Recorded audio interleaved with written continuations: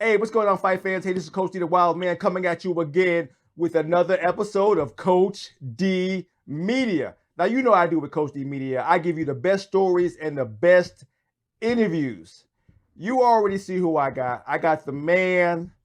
They call him the Monkey God. When he's on your back, that's it. It is a wrap. He's in one championship. He's doing his daggone thing. He's the champion. He's about to go into a rematch, and we're going to go ahead and have that story of how all this came together and what's going to happen in the rematch. So I'm talking about one Jared Brooks. So, Jared, what's going on, brother? What's up, Coach D? It's been a minute. It's a pleasure to come back on your show. You're one of the best interviewers in the whole United States, if not the world. So, yeah, it's a pleasure to be on your podcast, man. Well, like I said, the reason I like having you on is because you're no nonsense in how you talk about the fight game. You know what I'm saying? You go, I want to fight the best. I want to beat the best. I told you this is what I'm going to do, and that it is exactly what you did. You knocked them all down, all the way up to winning the belt from Joshua. So now let's talk about the rematch. What made this rematch come together? Why the rematch? I think that one championship just loves Joshua Pacio. They've Yeah. been on his tail since 2010 when he first signed with the organization, and Mhm. yeah, every time that he's lost, he always gets to come back and tries for his belt again. And I think I'm going to be the first person that he's ever faced that he's not going to be able to reclaim that belt with. So I'm going to prove March 1st that I am the best strawweight in the world, and he can't get that back, and we're going to eliminate his name. I know that's right. So I look at his record. He's been on a good win streak. So I see the star appeal, but then I also seen your match, and I seen how he could not handle your wrestling. He tried his best to kind of nullify, but that wasn't the case. So what do you expect him to do different in the rematch? I pay attention to every one of my opponents. I stalk them. I look at them and I see what they're doing in their everyday lives and what they post. And, if you're smart, you don't post at all. You're just Yeah. going to be a quiet little field mouse in your hole. But yeah, I think that he's just going to be working on keeping his feet moving and trying to work boxing angles, trying to nullify a little bit more of the wrestling. He isn't going to be kicking as much, Mhm. but man, I already seen that from a mile away, and I've been working on it for the past 8 months. So I'm not really worried about what Joshua Pacio is bringing to the equation. I'm just gonna go out and do me at the end of the day, like I did last time, and show that I'm Jared Brooks 2.0 compared to where I was last December. And I think that the routes and the way that I have been placed into this equation, I know that I can beat anybody right now. I can beat Demetrious Johnson. I can beat Adriana Moraes. I can beat all the stars in one championship because I pay attention to them very, very frequently. And yeah, I think that one championship has a star that they haven't been put on. So I think that nobody is going to be put into my equation in the next 2 years. Everybody, in my opinion, as a fight fan, and I do study the game as much as I can. Everybody has their time. Is it simply just your time? Because, like I said, Demetrious Johnson had his time coming from the UFC, coming into one, doing great things, securing his legacy, who he is, all that kind of good stuff. Josh had his time, 12-1 record, all that kind of good stuff. And you've been on a tear all the way up to the belt. Is it simply your time? 100%. I have been working my whole life. I've been in this game for 14 years now, since I was like, my first fight was when I was 15 years old. Mhm. So I've been working and putting in the work and putting in the time, and the momentum is all there. Everything's all there, and God put it all in place. So now it's just up to me to come and take over the opportunity that one championship gives me and Joshua Pacio gives me. And if they want to give me Demetrious Johnson after this fight, I've called him out plenty of times. Yeah. I think that he's waving in the atmosphere, but man, Joshua Pacio is on my mind right now, and I need to put his name in the dirt first.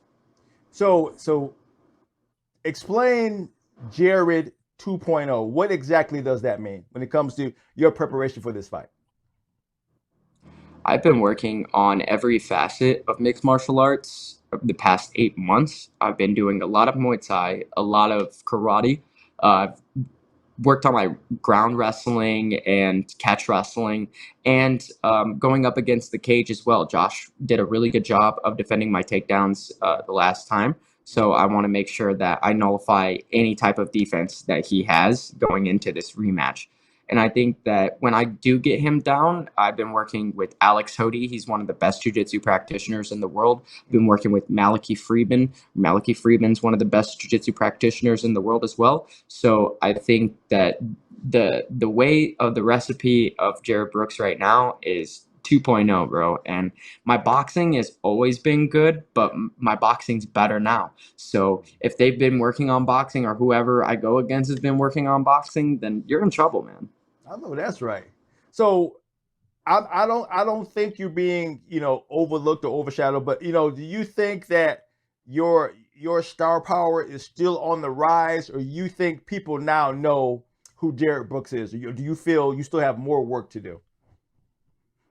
Oh, I have a little bit more work to do. I have to put away a huge name like Yeah, Demetrious Johnson in order yeah. for my name to be put out into the atmosphere of the mixed martial arts world. Hmm. And, I've gone against people like Davis and Figueiredo, which that was swept under the rug. Yeah. All of my UFC fights were swept under the rug. Hmm. So now I'm one championship. I'm actually shining, and they can't take away my shine now. So Yeah. I'm the champion. They got to keep on putting them in front of me, and I promise you, I'm gonna beat every person that they put in front of me. And Hmm. when we go to eye, anybody that I do face, they will realize who I am, and Yeah. they can see from the videos or whatever, social media or whatever. They think that I'm, a certain type of person, but you don't know who I am until you Yeah. go into that cage with me. Yeah, yeah. And that's 100%. Like I said, watching you fight, you got to be like, okay, if he grabs me, it's a real problem. Everybody thinks, they got wrestling figured out. I come from wrestling, you come from wrestling, you know, Justin comes from Mhm. wrestling as well as kickboxing. We know what pressure is, you know what I'm saying? But fighters who say, hey, look, I 100%. can nullify his wrestling. I think I got it figured out. And you may be able to, stop it one time, two times, but 10 times, 12 times, 15 times, it becomes a different story, going into it. Do And it you isn't even about wrestling at Yeah. this point. It's Yeah, not yeah, yeah, about yeah, yeah. wrestling. It's about developing my mixed martial arts and making adjustments throughout the 5 rounds or Yeah. less. Yeah. But I think that the way that I've approached my new mixed martial arts game is using my wrestling as my king and my queen, Hmm. and using my other facets as my pawns. And this is a chess game, man. And I'm willing to show everybody that I am the most complete mixed martial artist in one championship right now. And rightly so. So like I said, I come from, the shit talking generation where, hey, call your shots, saying you're saying I'm going to make sure, Josh understands, it's going to go the same way it went the first time so that I can clear the path for Demetrious Johnson. So like I said, so now I want to talk about Demetrious Johnson for a little bit, not taking anything from Joshua, Mhm. that's, we get ready for that fight. But like I said, I've been following Demetrious Johnson all the way up to where it's now, and now I just saw his last interview with Errol Hawani, and he's talking about he's very big into podcasting now, doing interviews like I'm doing now. And they talked about Mhm. fighting, and he says, he's in a wait and see mode. He's looking at, he's now embracing jujitsu as something that he's pushing towards. Can we say, hey, look, man, hey, let me get this fight so you can go ahead and do jujitsu because now it's my time. Is that in your mind, like, look, man, let me get the shot that I'm supposed to get so that I can go ahead and do what I got to do. And also, would you be moving up to 135 for that fight if it does happen? Oh, 100%. 100%. I want to fight Demetrious Johnson at 135. I want to Yeah, prove that I can go up a weight class and beat the GOAT. yeah. And I've called Demetrious Johnson out in jiu-jitsu. I've called him out in mixed martial arts. I've Mm-hmm. called him out in person. Mm-hmm. So, that's a hat trick now. So, Demetrius, I know that you might not think that I'm worthy, but after this performance that I put on in Qatar, I know that you will know that I'm worthy enough to fight you. And even though you're past your prime, you gotta hand the belt over to somebody else, and then you can go back to your podcast. Then you can go back to the things that you love. You can go back to your family, and I can go back to my family. But I'm gonna be a lot more richer and a lot more relevant. Well, there's a curse out there that everybody's talking about in the UFC that once you get, the 35 and the 36-year old, you come into that voodoo stage where you can't seem to get over that hump. Look at Alexander Volkanovski; he just lost to Topuria, and they were saying the exact same thing. He was at that age where it's time to turn over the belt, and the belt gets turned over. So Demetrious Johnson is at that age now where that curse could play a factor. Of course, it's all hearsay, but like I said, I'm in the mindset of to be the man, you have to beat the man. So that's why, to Mhm. me, this fight has to happen so you can take the belt from him. We don't want it given, we want it taken. Would you agree? Well, who else does Demetrious Johnson have to fight at this point? He's gonna fight Reese McLaren. He's been in the organization for almost 11 years, and he has less followers than me. Mm-hmm. And he's been beat by people that are not that great. I mean, he's came back and he's always showed that he's a great mixed martial artist. Yeah. But who else, man? And in the United States, who are you going to get as a bigger heel and somebody as a big fight like me and Demetrius in Atlanta? And I think that would be the best thing for one championship if they're trying to come to the United States and really make waves against the UFC. But going to the Muay Thai sections and stuff like that, that's huge for one championship. Yeah. But if they want to compete with UFC, then they've got to start to be very heavy on mixed martial arts and start pushing their mixed martial artists the way that they need to be. Mm-hmm. Right now, I have 15.7 thousand followers, and I Mm-hmm. think that I should have way more than that, man. Yeah. Way, way, way, way more than that. Yeah. And I think that a fight with Demetrius Johnson only gets me to that point to where I need to be. Mm-hmm. But man, mixed martial arts right now is almost at a standstill, and I just don't think that there's too many people that can fuck with me, and I don't think that Demetrius could even fuck with me right now. My Yeah. speed, my strength, the mental capacity that I have, and the mental fortitude I have, I don't think he's going to be able to come close to me. And he's an amazing mixed martial artist. I have looked up to him since 2012, ever Mm-hmm. since he won the first UFC belt, which I thought he lost to Ian McCall. Yeah. But Demetrius, nothing but respect. If we can get this going in the United States after this match, after I put Josh in the dirt, then we can go ahead and I can put another name in. I know that's right. Now let's talk about the diversity of one championship. Because, like I said, you can put a lot of, I want to say crazy fights, but a lot of crazy mixed matchups together in one championships. So what made you decide to want a matchup against Mikey in the jiu-jitsu competition? Nobody wanted to go against him. He was Yeah. tearing ACLs, he's tearing PCLs, whatever L is in Mm-hmm. your knee, he's gonna tear it. Yeah. And Shatri was sitting there on a live podcast, and he was like, Mm.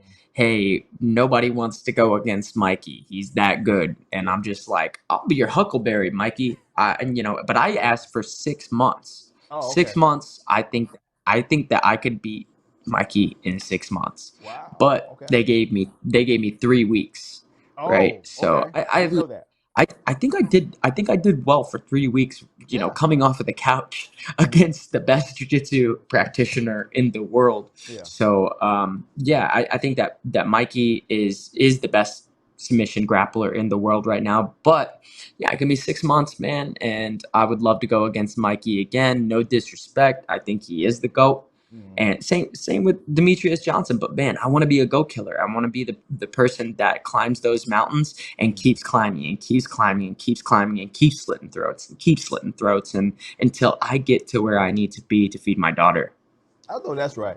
So is that what gets you up in the morning? Is that putting your etching your name in the history books as one of the best? Is that one of your primary motivations, or are you still staying grounded? That, like I said, this is my job. How do you look at it? Like the late and great Kanye West said, "It's when you try hard is when you die hard." Yeah. And I just let opportunities come to me, and Hmm. I can only, fluctuate out of my mouth of what I want. So a closed mouth doesn't get fed at the end of the day. And I think that the way that I portray things and the way I storytell into this game, it's very underrated. And I think that I can actually make people really, really get into my fights Yeah. if I got the right people to fight. Nobody knows who Joshua Pacio is except for people in the Philippines. Yeah. And the Filipino people, if I was a Filipino, I promise you I would have 50 times more followers than Joshua Pacio. I got you. But in the United States, it's very oversaturated, and the UFC has taken over, and PFL and Bellator. But one championship when we come to the United States, if they put me on a card, I promise you, the storytelling, the fighting, everything is going to be put together, and nobody is going to be fucking with me as far as the promotional side and the fighting side in mixed martial arts. I know that's right, and I'm glad to hear you talk that way because that's it. Star power comes from not only delivering great fights but also delivering great stories and understanding that you have to get not only the hardcore fan but the casual fan to want to tune in too, and you're doing that. But I also like the fact that you're not trying to run from anybody. You go, give me this guy, and I will show you why I'm the monkey guy. You know what I'm saying? And that's what I love the most about you is that you're not running from everybody. Everybody seems to be running from you, and we got to piece stuff together that we shouldn't have to piece together. The best you always want to fight the best. You know what I'm saying? 100%. And like you said, Coach D, it's like I have like maybe 8 to 9 more years in mixed martial arts, and I want to make the best out of it, and I want to prove to people that I am the best. Yeah. There's nobody out there that can fuck with me. And when I'm training with people like Scoggins, when I'm training people with Alex Hody, when I'm training with people that are great in all facets of mixed martial arts, it only just shows that I'm the best in every mixed martial arts, and if I can fuck with them, then nobody can fuck with me in mixed martial arts. I know that's right. So let's talk super fights. So let's talk dream Mm-hmm. matches. What are some of your dream matches that like I said, these are the guys I want to knock down next? What are some of the guys that kind of go, look, that I want that guy? What are some of those guys? Well, I mean, Demetrious is number one on the hit Yeah. list. Number two, Tang. If we can do a mixed rules match, then Okay. that would be great.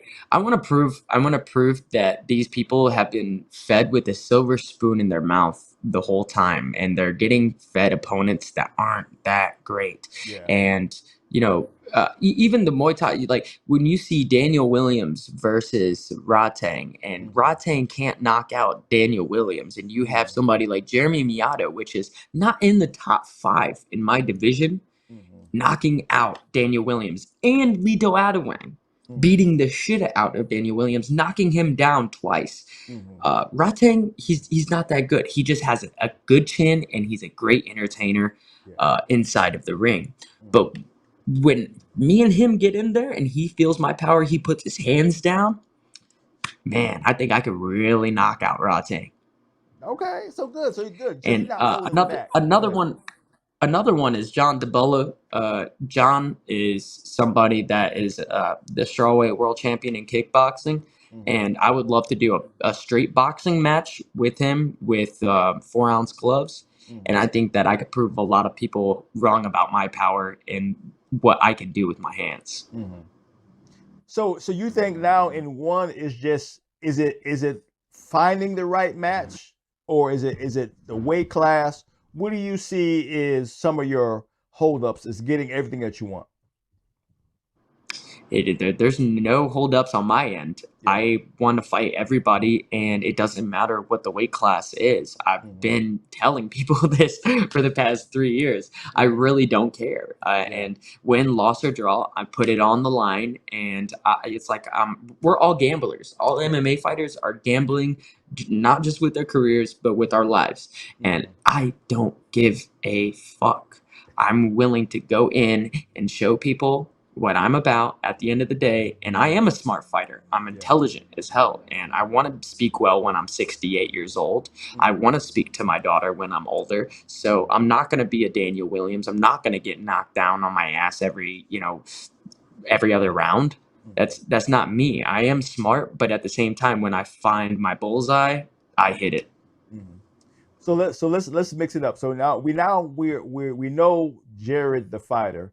So who's Jared the family man? What's a day like with Jared at the house? I'm a completely different person when I'm at the house. Mhm. I'm super chill.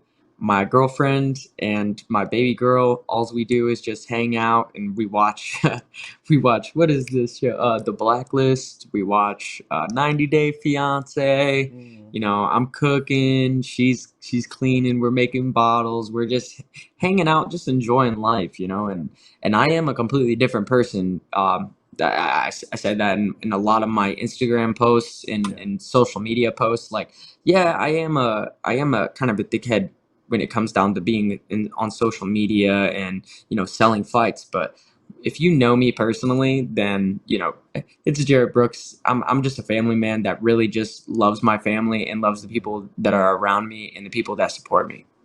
So you do have an off switch. Like I said, hey, once you leave the gym, you just cut the switch off and it's strictly Jared chill, huh? Yeah, well, I mean, when my baby girl gets in my hands, I melt. I Yeah. just all of my ego, all of my pride, all of the things that are going on in my head just disappears, and it's just Mhm. a big smile. And she's 3 months now, and when she cracks up, when she's giggling, stuff Mhm. like that, that stuff brings a tear to my eye, and Yeah. it just motivates me even more to flip the switch when it is time to do it. So now that you've been, like I said, since I do with amateurs and youth, now that you've been at this for a while and you understand the business of combat sports, let's break some of the things down. What are some of the key factors that an up and comer must fully understand to have the success that you're now having? There's no shortcuts in this game, and when you do take shortcuts, Sean O'Malley is a perfect example. Mhm. He's going to get absolved when he actually goes against people that are beyond him, Yeah. right? So, and a lot of other mixed martial artists, you guys want to create these shortcuts. Man, Mhm. I've had 20 fights and or 22 fights, and a lot of those fighters are top 10 material, Yeah. right? So if you're going against these guys that are not, top 50, 100 or whatever, and then you go against somebody like that, Mhm. you're going to get beat and it's not going to look good for you. So one, no shortcuts. Two, you got to put in the work. You got to put the effort and you got to have heart and you've got to have grit. A lot of fighters, they're a bunch of predators and they're not terminators. Yeah. So predators, what I mean by that is they'll go and they'll hunt, like rabbit. They'll Mhm. hunt squirrels. They'll hunt little things, right? But when a tiger goes against another tiger, then you actually get to see who's the terminator. When an eye is out, or when an arm is off, we'll see who's fighting at the end of the day. Yeah. And that's what I mean by being a terminator. And a lot of people and a lot of fighters are terminators nowadays. You'll never see me tap. Well, unless my arm is going to be broken or Mhm. my knees are broken to where I can't fight. Yeah. But when it comes down to chokes, anything like that, bro, you're never going to make me tap. You're going to have to put me out, or you're going to have to knock me out, right? Mhm. But besides that, I'm coming at you Mhm. all day, all night, and there's nothing that can stop me. Mhm. So we talked about taking a short, a 3 week fight. What's a typical camp for you? What's your sweet spot? It doesn't matter. There's no particular sweet spot. It's a name and a date, and that's it. When Yeah. we flip the switch, we flip the switch, and I'm constantly ready. I'm constantly in shape. My coaches are always on me, making sure that I'm doing all the right things. And, my girlfriend and her family as well, and my family just make sure that I'm doing the right things. So it doesn't matter when a camp is, but Okay. if I'm going against somebody that is outside of the realm of mixed martial arts, then Mm-hmm. yeah, I want at least 6 months Yeah. to get prepared to Mm-hmm. go into a completely different mixed martial art. Yeah. But if it's mixed martial arts, bro, 2 days. I know that's right. Because I said I watch all the combat sports. UFC 300 is catching hell because people are dropping out of fights. They don't want to take fights because of short notice and all that kind of good stuff. Is short notice a myth? If you're a true professional fighter, is short notice a myth? Man, my last fight in the UFC was 4 day notice. Yeah. Wow. Right? Okay. So, yeah, I really don't care. I'm going to come in and fight anybody, anytime. And I think it's not just fighters, man. It's managers. Yeah. Managers, they worry about the money. They worry about the stakes that are happening. And I understand from a managerial standpoint, but at the same time, bro, like we're fighters. Let us Mhm. fight and let us put on a show. Let us do the things that we're supposed to do at the end of the day to make sure that we get paid and our families are sustainable. I know that's right. So now let's talk that final bit of noise. What do you want to say to Joshua right now? What do you want to say? Joshua Pacio, I know that you have been working very, very hard, very diligent the past 3 months or a year. That one championship gave you almost a full year to get prepared for me again. And they're even paying for your nutrition coach. So nothing is going to stop me and nothing is going to break that barrier that I'm going to put on you. And I'm going to either tap you out or I'm going to knock you out this time. There's going to be no decision. I have it in my heart and I have it in my head. And when I manifest something, it happens. So I'm going to knock him out or I'm going to tap you out in a heartbeat, brother. I know that's right, and that's the stuff I love, man. Jared, you've always been that guy, which makes me want. It makes me a huge fan because you You've bring it been like it that guy, is. Coach D. I've been that guy. All right, show some Yep. family some love, so your sponsor some love, so your family some love. Give everybody some love. Yeah, I appreciate all of my sponsors. I want to thank Mark Asmer. I want to thank, man, there's so many people. I want to thank Keo and Sons Electric. I want to thank Rax Electric. I want to thank Bad Boy Bales Bonds. Want to thank, man, if I'm missing something, I am so sorry. But I want to thank my coaches, James Lee, Alex Hody, Justin Scoggins, and Coach Glove and Guy Monarch.